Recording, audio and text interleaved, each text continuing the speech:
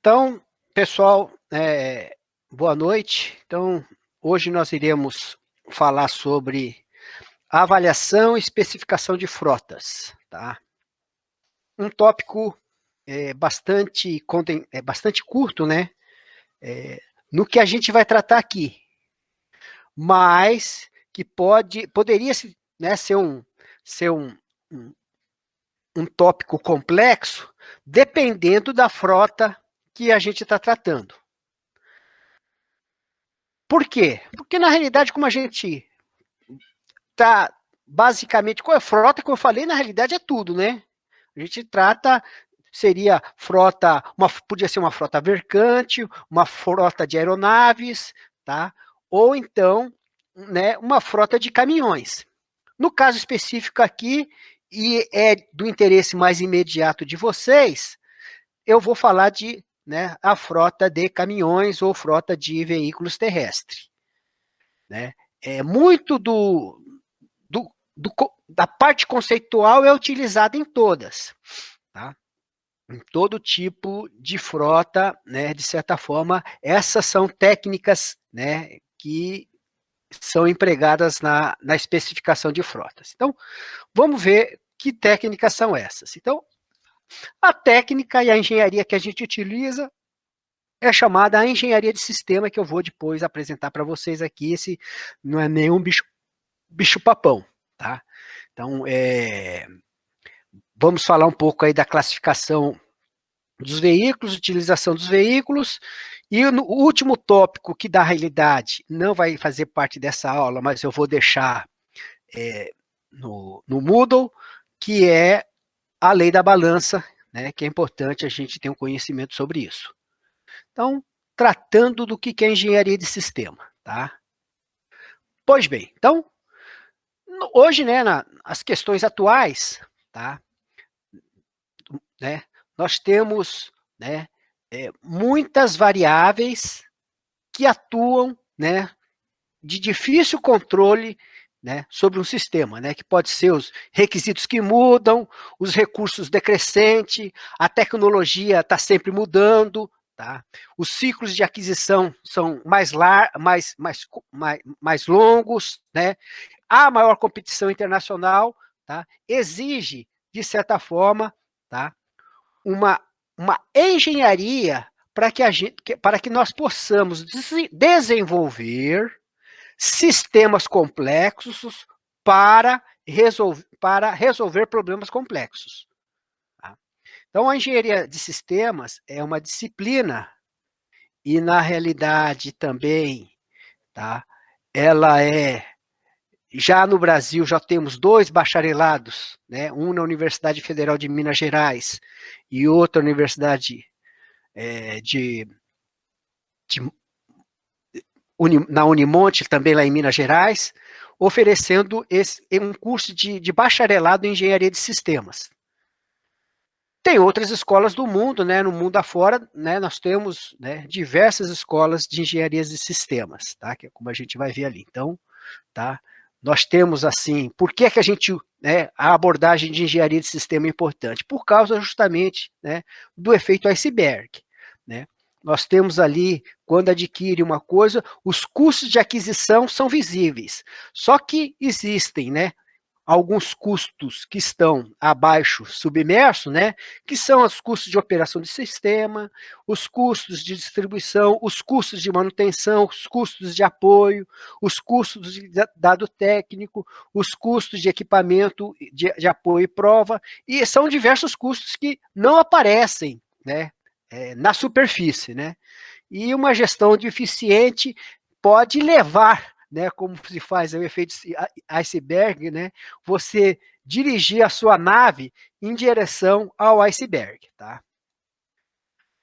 Então, é importante, né, no caso, né, quando a gente fosse desenvolver um sistema, tá, que a oportunidade de reduzir, né, o custo de todo o ciclo de vida é maior justamente nas fases iniciais, que é a fase que a gente pode chamar de concepção e desenho do sistema, tá?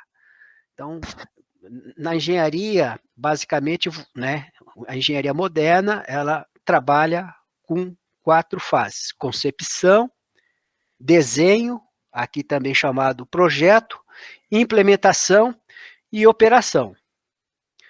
O tecnólogo, de certa forma, né, um perfil um pouco, né, principalmente o logístico, como um perfil, né, que tem, de certa forma, né, diferente, uma associação com a engenharia, ele, né, tem algumas competências, né, como, né, na operação e também na implementação, correto?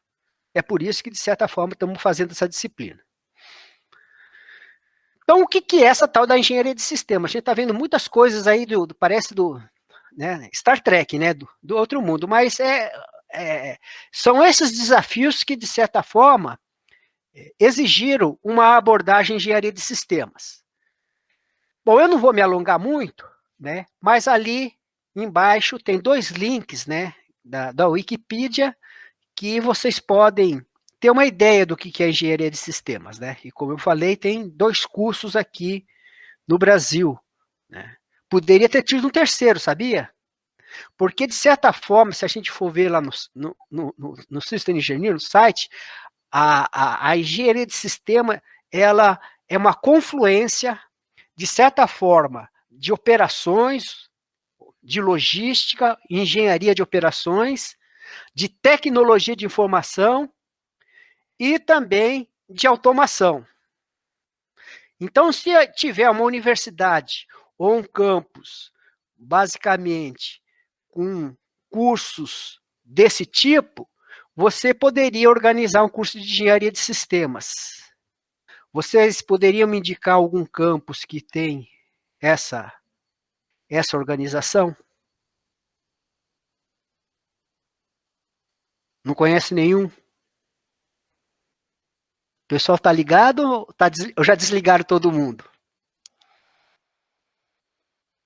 Ah, eu tô aqui, professor, só não conheço.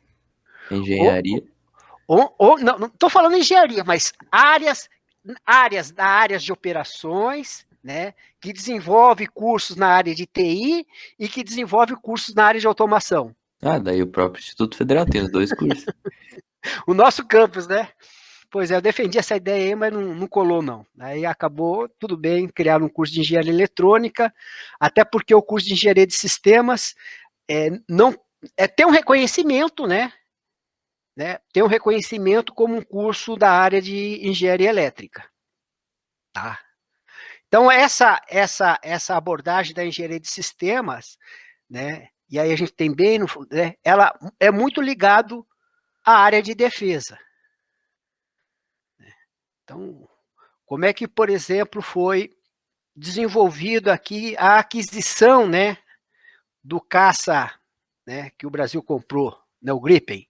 Foi através de um processo de engenharia de sistema. Não foi assim, vamos comprar. Não, foi estabelecido lá o perfil da missão, as necessidades, os requisitos técnicos, os requisitos operacionais, e nesse processo, tá, formal e documentado, né, que eu vou, de certa forma, dar um resumo aqui para vocês, tá, com aplicação nossa, foi feita a aquisição. E dentro da área de defesa, todos os sistemas são concebidos, desenvolvidos, implementados e operados implementados dessa forma.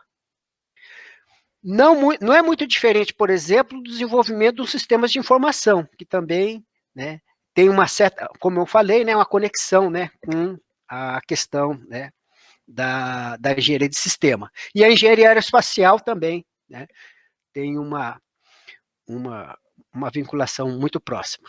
Então, vamos passar adiante aqui.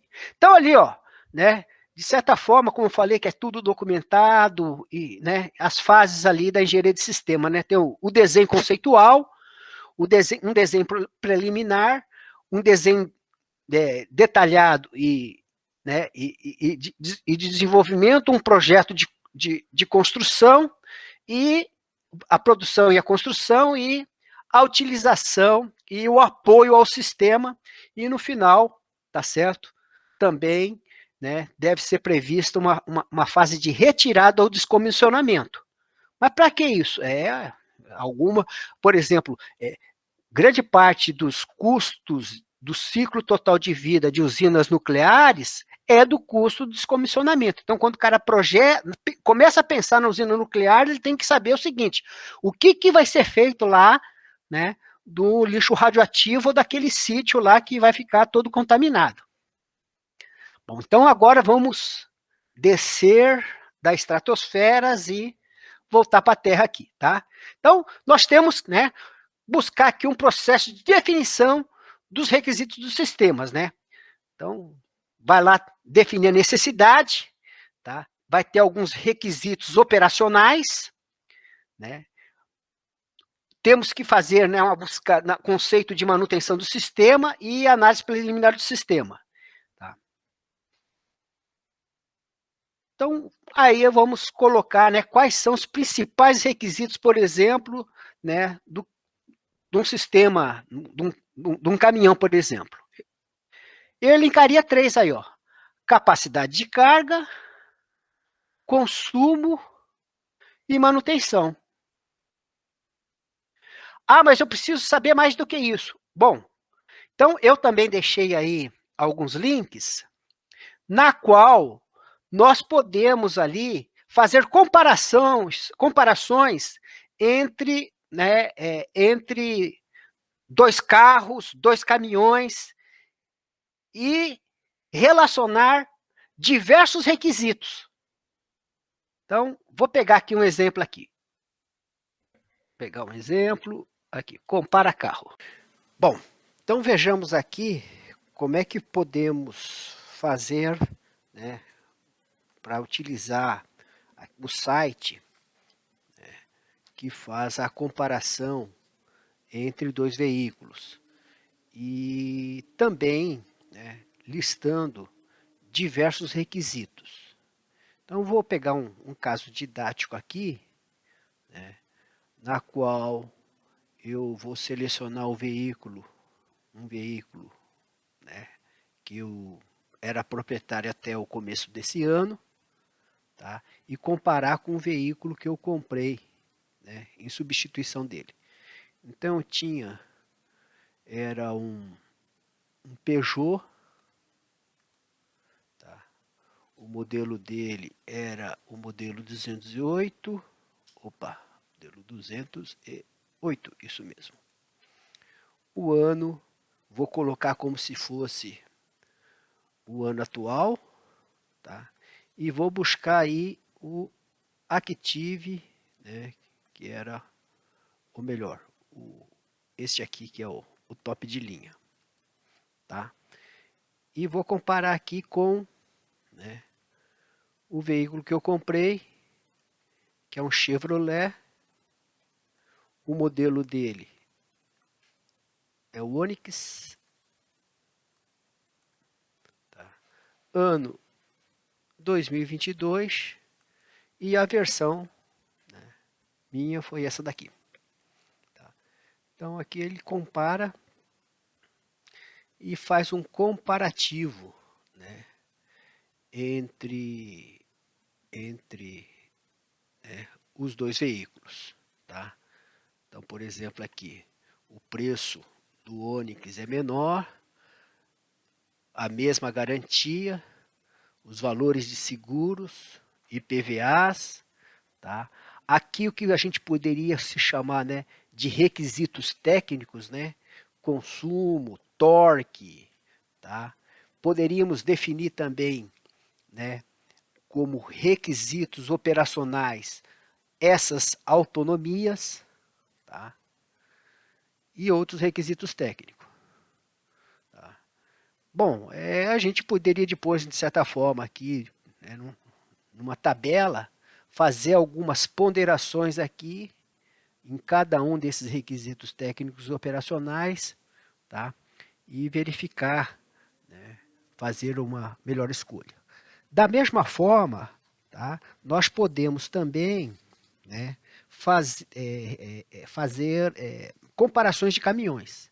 Então aqui, deixei o site para vocês aqui, né, lá no iCaminhões, onde é possível fazer comparações com caminhões pesados, né, escolhendo aqui a marca e o modelo, tá? E vamos pegar também um caso didático, tá? Onde iremos comparar, tá? No Compare Caminhões aqui, um Mercedes-Benz, tá? Vamos pegar aqui o modelo dele, que é o modelo R, é o modelo Mercedes-Benz Actros. Actros 2651, 6x4, multiuso. E vamos comparar com talvez um dos caminhões mais vendidos do Brasil, que é o Volvo, modelo FH 540. FH 13, FH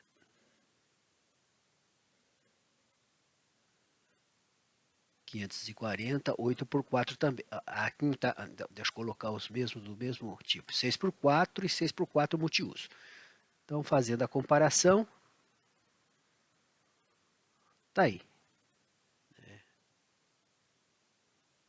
Valores, né? Existe uma diferença muito grande do Mercedes para o Volvo, né? Também, né, de certa forma, quais os equipamentos cada um tem e a ficha técnica, né, comparativa dos dois equipamentos.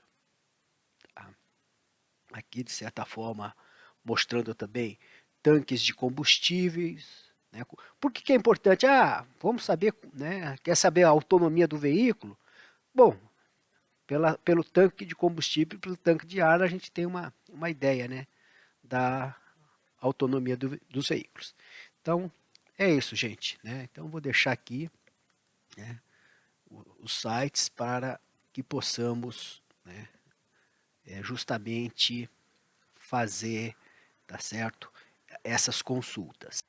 Continuando, né, nós podemos também, depois eu gostaria, né, vou deixar com vocês lá no site, tá?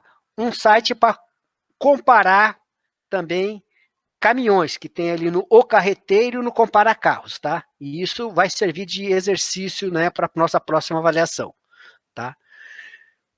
E como eu falei, né, a engenharia de sistema, nós vamos verificar qual vai ser o perfil da missão, né? E baseado nesse perfil da missão, nós iremos determinar o que a gente quer. Então, vamos lá, vamos colocar, por exemplo, né, um caso, né, de uma aeronave, tá? Então, a aeronave, tá certo? Ela vai ter as instalações dele, vai ter o emprego operativo, tá? E, de certa forma, né, nós iremos também, né, no caso da aeronave, isso é muito importante, determinar que níveis de escalão, né, serão necessários, tá, para ela continuar operando. Tá? Então, como de certa forma, nós não estamos desenvolvendo, né, nenhum equipamento, que é um equipamento da defesa, em que a gente vai, né, buscar, de certa forma, uma eficácia militar, né, uma eficácia de desempenho no campo de batalha, não é nada disso, tá? O que interessa são os aspectos econômicos, então cabe aqui somente essa avaliação, né, sobre os aspectos econômicos, e de certa forma, né, a Gol, essas empresas aéreas, elas buscam justamente isso, uma aeronave, né, que atenda, tá, altos índices de disponibilidade, que é um conceito, tá, que a gente vai ver na gestão de manutenção. Então, nós temos ali 3 níveis de escalões de manutenções, né, que é o primeiro escalão, que é a manutenção corretiva e preventiva, né, pode ser feita ali, né, pelo um pessoal de baixa qualificação, né? No caso da aeronave não é o piloto, mas no caso, por exemplo, do caminhão é o próprio motorista. A do segundo escalão, que é feito pode ser pela oficina da própria empresa, né? Geralmente as empresas têm oficinas, né? E a do terceiro escalão, né? Que geralmente pode, né, ser feito através da própria indústria ou de um parque. Então, é interessante, né, importante que se faça aí, tá, um fluxo dos apoios, né? O que são fluxos de apoio? Dos suprimentos necessários, tá, de material para que se faça, tá, que se tenha, né, essa manutenção, tá, efetiva. Tá. Muito bem, então, os principais níveis de escalão de manutenção, né, basicamente, o que eles fazem, né, onde eles são feitos, por quem, né, com qual equipe e qual tipo de trabalho realizado. Tá? Vamos verificar isso com mais detalhe quando a gente tratar lá de manutenção. Geralmente é estabelecido uma política de reparação do sistema, tá? E, logicamente, né, como eu estava comentando, né, quando se faz uma aquisição, é interessante, né, que se documente, tá, o que a gente quer, né, o que a gente quer e as causas possíveis que pode levar aquilo.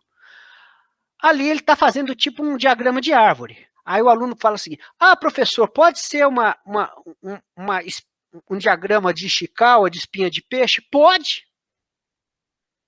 Vocês devem ter aprendido isso lá, ou vão aprender isso lá em Go X da vida, né? Go 1, 2, 3, né? Vão aprender. Aprenderam isso já, gente? O que é diagrama de espinha de peixe ou diagrama de Ishikawa? Diagrama causa e efeito, né? Exatamente, diagrama de causa e efeito. Então, você quer aquele efeito, quais as causas que vão ser importantes? Então, pode servir. A outra que é bastante utilizada, e é, de certa forma, uma ferramenta até mais efetiva que todas essa aí, é o QFD. O que é o QFD, gente? O QFD é o Quality Function Deployment. É assim, tipo a casa da qualidade, né? Também, né? Ela é assim, uma tabela de dupla também entrada, né, em que você vai ter algumas coisas desejáveis e, né, entradas de como aquilo pode ser conseguido. Tá? O QFD também é uma das ferramentas da qualidade, que eu acabei esquecendo de colocar aqui. Tá? Então, ali, de certa forma, tem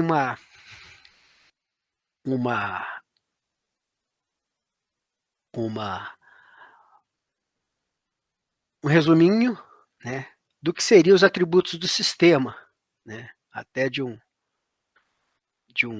caminhão, por exemplo. Bom, vamos dar uma olhada aqui e falar um pouco dos equipamentos, né?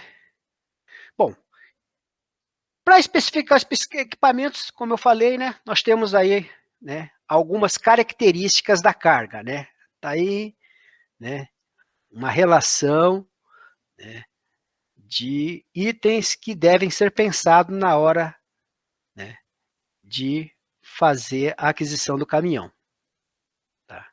Também temos que pensar nas características do transporte, né? Identificar os pontos de origem e destino, a determinação da demanda e frequência de abastecimento e atendimento, como é que se realiza esse sistema de carga e descarga, os horários de funcionamento dos locais de origem e destino, os dias úteis disponíveis por mês e os tempos de carga e descarga. Isso inclui a espera, pesagem, conferência e emissão de documentos. Tá? Por isso que, de certa forma, hoje se investe muito, né, nessa questão de TI, porque caminhão parado é prejuízo. Tá? As características das rotas, né, a distância entre os pontos de origem e destino, as estradas, a topografia, a questão da viabilidade né, em pesos máximos permitidos em pontes e viadutos, limite de alturas dos túneis e viadutos, como é que se organiza essa legislação de trânsito, e a distância máxima entre os postos de abastecimento e assistência técnica, etc. Aí, de certa forma, a gente está, né, fazendo alguns, né, buscando lá alguns planejamentos operacionais para especificar aqui os nossos veículos. E algumas características do veículo aí, como, né, que são, né, ou características técnicas e características operacionais. Tá? Deixa eu colocar ali, tá? Peso bruto, relação potência-peso, torque, tipo de tração, os tipos de pneumático, se o motor é turboalimentado ou não, sistemas de freio, sistemas de cabine, simples leito, tá? E outros requisitos de análise, as condições de acesso aos locais de coleta e carga, a distância e conservação das vias de acesso, o trânsito, né, e facilidade de estacionamento, tempo de espera, tipo de carga, horário destinado às operações de carga e descarga e a possibilidade de retornar carregado, e o tipo e a resistência da embalagem. Bom, existe esse, né, esse índice aí, que é o índice de utilização de veículos, né, que vai, né, justamente relacionar, tá, a quilometragem, né, quanto ele vai rodar, né, pela unidade de tempo. Tá? Então, ele vai dizer horas do trabalho, a disponibilidade do tempo, o percurso de ida e volta, né, dividida aí, né, pelos tempos, né, de carga e descarga e os tempos de viagem. Então, a gente verifica aí que, de certa forma, né, como é que se relaciona a velocidade com a utilização do veículo, né, com a hora de trabalho de 10, né, a disponibilidade de 25 dias por mês, o tempo de carga mais descarga 15 horas, e com um percurso de ida e volta vezes quilômetros, né? A gente vê que aí é o quilômetros por mês, né? Os efeitos da velocidade operacional, então velocidades operacionais baixa, o número mensal, né? O número mensal de viagem para o veículo de 13, tá? Se nós tivermos uma necessidade de 100, né, nós teríamos ali uma frota necessária de 7,7. Então, para pequenas viagens, né, nós verificamos, né, que um aumento na velocidade operacional não vai alterar muito a frota. Já para distâncias maiores, né, sim. Tá? Então, isso a gente, de certa forma, serve para fazer análise desse tipo também. Tá? O tempo de carga e descarga vezes a utilização, né? Ou seja, tempos de cargas muito altas, né, também tende a diminuir a utilização do veículo. Então, fazendo uma comparação aí, né, tempo de carga e descarga de 16 horas, tá? Ali dizendo, colocando, né, em medidas de frotas, né, quanto você economizaria em veículos se diminuísse de 16 para 12 horas, tá, ok? Justamente, né, no caso, para distâncias pequenas. Já para distâncias maiores, esse delta, essa diferença da frota é menos perceptível. Então, aquele detalhe, né? Se você tem que fazer entregas, né, dentro da cidade, tem que se buscar uma forma, né, de buscar tempos de carga e descargas menores. E é justamente, né, onde a coisa fica mais complicada, né? Porque o caminhão vai lá, ele só tem uma viagem, ele vai lá, carrega, descarrega e volta. Mas, num sistema, por exemplo, de distribuição de courrier, tá? Os tempos de carga e descarga são muito prejudicados. Por quê, gente? Justamente pelo fato, né, de que o cliente, até ele descer do apartamento, assinar, conferir, né, causa, entendeu? Aumenta, né, esses tempos aí de carga e descarga. Se vocês olharem as empresas mais eficientes, como a DHL, ela já avisa o cliente. Ó, vamos passar aí de tarde a tal hora. Aí ela vem e para. E ela não demora muito, não.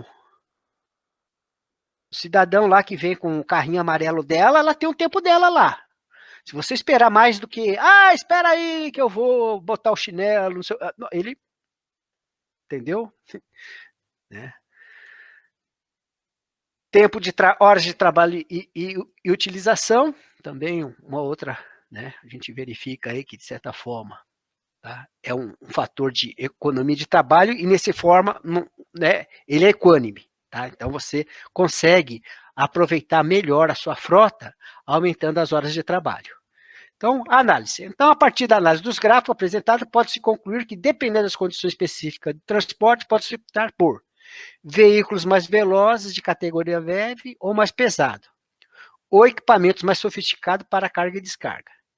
Em curtos percursos, o uso, né, de veículos pesados se inviabiliza em operações cujo tempo de cargas forem demasiadamente elevados. Em longos, o uso de veículos com elevada relação peso-potência, como turbo alimentados, é vantajoso. Assim, para longos percursos, o uso de veículos com cabine leito, visando o trabalho de 2 motoristas, no sistema revezamento é o recomendável. Tá. Bom, então, é bom lembrar, né, para se fazer as leituras dos textos indicados, né, em relação à questão da lei da balança, né, que é um tópico que se relaciona com a arrumação de cargas, que será visto mais adiante. Tá? Bom, então, está aí um quadro, né, resumindo as principais composições homologadas pela portaria do Denatran. Então, são diversas, né? E, de certa forma, essas configurações, elas equilibram a questão de peso e comprimento. Tá? Então, isso vai ser, por isso que, de certa forma, iremos aprofundar melhor nessa questão quando se falar na questão lá de arrumação de cargas. Tá? Mas, adiantando, tem o capítulo 03, aí, tipos de carga do livro-texto, né, transporte e distribuição, do Castiglione, que está muito bem tratado este tópico. Bom, nós falamos de configurações de composição e apresenta-se uma figura, né, com alguns tipos, né, de modelos de caminhões. Então, que modelos são esses, né? Quando se fala um caminhão 4x2, né, está se dizendo que é um modelo com 2 eixos, né? Temos ali o eixo frontal e o traseiro, onde fica o diferencial. Temos, né, o modelo 6x2, que é um modelo, como a gente verifica aí, com 3 eixos, né? O eixo frontal, um eixo traseiro com diferencial e um terceiro eixo. O modelo 6x4 é um modelo com 3 eixos, o frontal e os 2 eixos traseiros com diferencial interligado. O modelo 8x2 é um modelo com 4 eixos, né, com 2 eixos frontais, com 2 frontais direcionados, tá?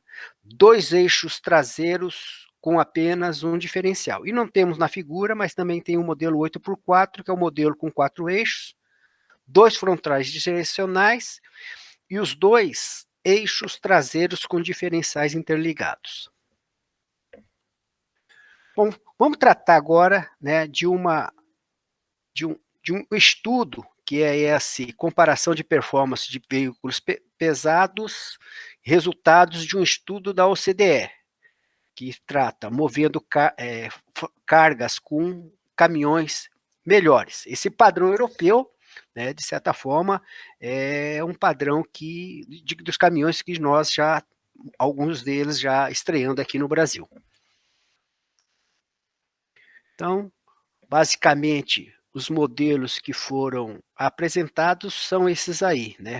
Foi feito um estudo de diversos caminhões empregados na Europa e nos países da OCDE, bom, melhor, nos países da OCDE, e tivemos essa relação aí.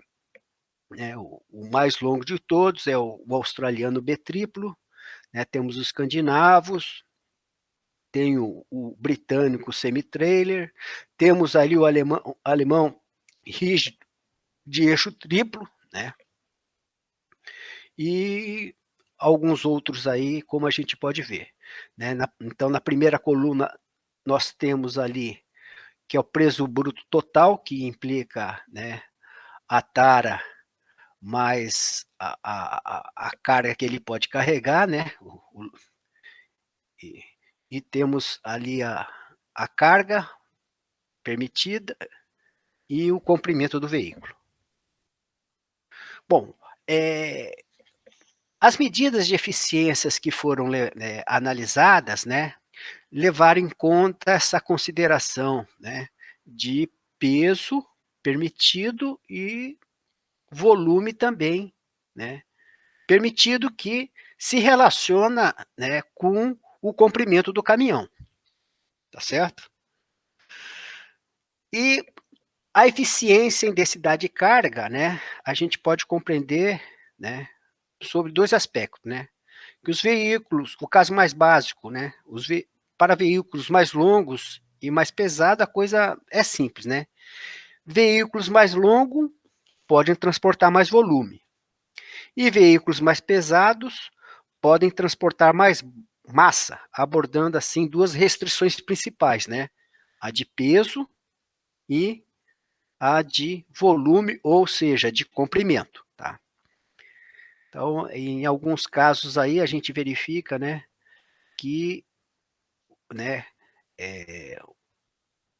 a menor, né, essa menor densidade, né, de carga, tá, se apresenta ali no modelo alemão, né? Então, resultados assim, baixa densidade ideal indica que uma combinação de veículos é mais adequado para frete e baixa de densidade, tá? E o contrário também. Como muitas vezes, né, as cargas, o limite de peso é atingido muito rapidamente, tá? E o que de certa forma, também se transporta muito, são cargas gerais de baixa densidade, tá? Então, de certa forma, assim, esses veículos, né, mais curtos, como o alemão ali, o de truque longo, né, com baixa densidade de carga, ele é mais eficiente. Bom, o estudo verificou, né, que basicamente, né, o consumo de energia, né, para você conduzir um veículo a 90 quilômetros por hora, tá, tem esse perfil de consumo aí. Resistência do ar, 40%, e resistência à rolagem, 36%, que são, né, os dois maiores e basicamente bastante parecidos, né? Então, resistência do ar muito em função do comprimento, da altura do caminhão, e resistência à rolagem também em função do peso carregado. Então, isso, de certa forma, coloca aí o desafio, né? Se vai carregar muito volume ou se vai carregar muito peso, tá? O desafio no momento da especificação do veículo. que tem que ser pensado justamente, né, como é que a gente pode medir, que requisito pode avaliar, tá certo? O que é melhor, o que é pior. Então, aqui é a eficiência volumétrica, tá? Daquela série de veículos. Nós temos ali, no caso, né, consumo menor, a eficiência, no nosso caso aqui, é medido em litros por 100 metros cúbicos quilômetro, tá? Então, 1 litro, um caminhão gastando, quanto é que ele faz, né, por 100 quilômetros multiplicado por metros cúbicos, tá? Bom, no caso ali do modelo alemão, a gente vê que ele gasta menos combustível, 0,3, né? Menos do que 0,3, tá? Para justamente carregar um volume maior, em comparação aos demais. É o German Long Truck Trio, aquele amarelo, o terceiro amarelinho ali, tá? Ou seja, né, caminhões bom para, no caso europeu, né, cargas gerais com pouca densidade. Eficiência de massa. Bom, nesse caso, tá, se mede a eficiência através do 100 toneladas quilômetro. Tá? Cargas mais pesadas. Então, também a medida, né, quanto menor a barrinha, quanto mais afastado, né, mais eficiente ele é. Então, qual desses é mais eficiente? É aquele, justamente, o veículo australiano lá, o primeiro lá de cima, tá? Que faz, em média, 2,5 litros, ele consome 2,5 litros para carregar 1 tonelada em 100 quilômetros. Tá? E foi também, né, avaliada a questão da manobrabilidade, tá?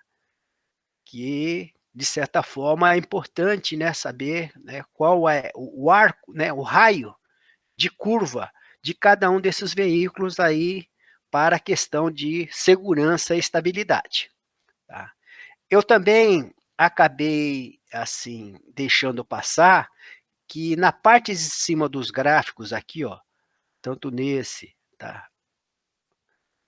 Tanto nesse daqui, da eficiência volumétrica, quanto este aqui, da eficiência de massa, tá? Ali na parte de cima se coloca ali, tá?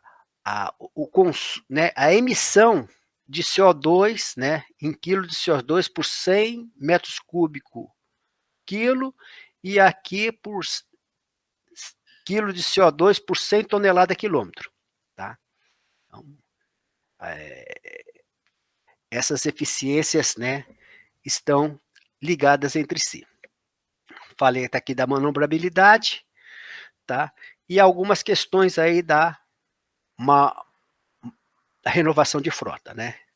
Então, de 0 a 10 anos é adequado, de 10 a 20 anos é ineficiente, e mais de 20 anos é irregular. Tá? Tem a citação do Potter aí, tá? Ele polui, os caminhões hoje, modernos, polui 7 vezes menos, são mais econômicos, tá?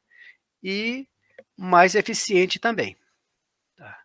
Então, só fazendo aqui uma comparação, aqui, de certa forma, no texto aqui embaixo, tá mostrado aí um texto do Potter fazendo essa comparação de economia, tá? E de eficiência também. Eficiência, que é a quantidade de combustível gasto por tonelada quilômetro, tá? Então, no caso, eu faço aqui a comparação, por exemplo, do modelo europeu, né, com o nosso velho Jacaré, né? Então, o Jacaré, ele fazia 2 km por litro, carregava 25 toneladas. Como é que a gente faz a eficiência, né? A eficiência é essa, né? 100 pelo consumo em quilômetros por litro, multiplicado pelo payload dele, em tonelada. Então, a eficiência dele seria de 2,10 litros por 100 tonelada quilômetro, né? Que seria, né, o dobro, né? Ou seja, ele não é que é o dobro, né? Ele seria 2 vezes mais ineficiente, né, do que os modelos lá europeus, tá bom? Então tá aqui, né, colocando aqui a gente verificando aqui, né, o modelo europeu ali, no máximo é 1,4, mas o mais eficiente em consumo é de 1 litro por quilômetro, né? 1 litro por 100 toneladas quilômetro. O nosso é 2,10, né, por 100 toneladas quilômetro. Tá? Isso é bastante relevante, né? Se a gente for analisar, tá? Na hora de verificar e compor custos, que é o que a gente vai começar, né, a trabalhar daqui para diante. Tá? Então, eu aqui explico como é que se faz o cálculo, né? Toma-se o consumo em quilômetros por litro, como é geralmente apresentado nas especificações nossas aqui, né? A Scania faz 1,98 km por litro.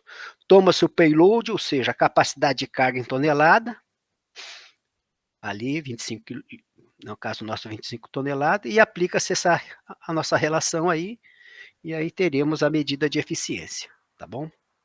Também tópico para ser avaliado, né, cobrado na nossa avaliação corrente.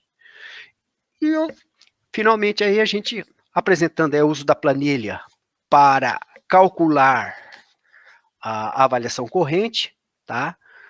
E que eu gostaria que vocês, né, implementassem as fórmulas, né, que está ali, né, do lado nela, tá? Então, é apresentado ali as horas de trabalho, no problema, as horas de trabalho por dia, a velocidade, aí tem que se calcular, né, a velocidade, a distância, tem que se calcular a velocidade, o tempo de ida, tem que se calcular o tempo de volta e, finalmente, né, se calcular o percurso total, tempo operacional e a velocidade operacional, tá bom?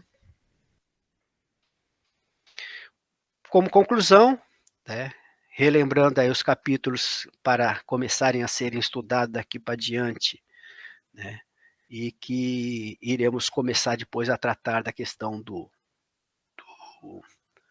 dos custos logísticos, né, para depois tratarmos, né, verificar como se faz os pontos de renovação de frota. Então é isso.